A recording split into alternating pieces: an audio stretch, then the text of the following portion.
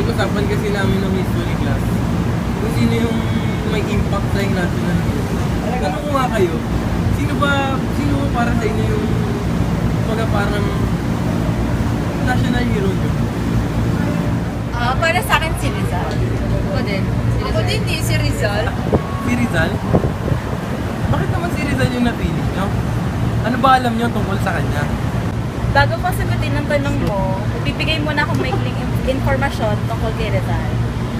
Siya ay pinanganak noong June 19, 1861 sa Calamba, Laguna. Nag-aral sa Ateneo de Manila, University of Santo Tomas, Universidad Central de Madrid, at sumali sa organisasyon ng La Solidaridad at La Liga Filipina.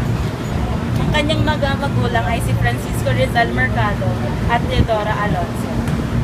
Siya ay namatay ng December 30, 1896 sa Bagong Bayan, Manila. Tsaka yung contributions niya, sobrang nakatulong nun sa Pilipinas dati. Tulad ng dalawa niyang libro na Limitang Hired saka El Filibusterismo. Yung dalawang libro na yun yung bumuhay, yun yung gumising sa mga Pilipino dati para makita nila na hindi na nga magaganda yung ginagawa ng mga Espanyol sa bayan natin. Kaya namin napili si Rizal kasi di ba para sa kanya ang pinakamahalaga ay edukasyon. So kung i-apply natin siya ngayon, hindi ka magkakaroon ng magandang trabaho o kinabukasan, hindi ka nakapagtapos ng kolehiyo. Alam ko na ano sa inyo, alam ko sa Rizal. Paano naman kayo tatlo? Sino naman sa inyo? Sa akin, para sa akin si Aguinaldo. Sure rin. Bakit si Emilio? So si Emilio Aguinaldo, pinanganak noong March 22, 1896 sa Kawit, Cavite. Namatay noong Feb 1964 sa edad na 94.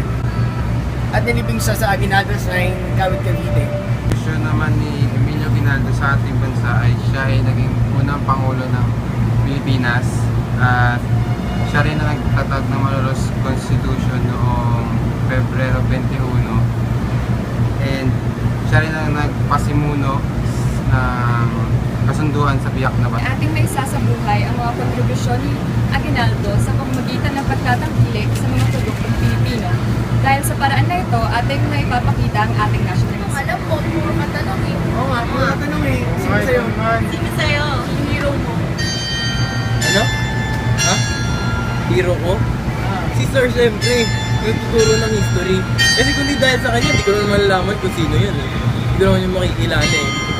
So, anyways, thanks guys. May class pa ako eh. Ano na ako? Ingat ka. Bye!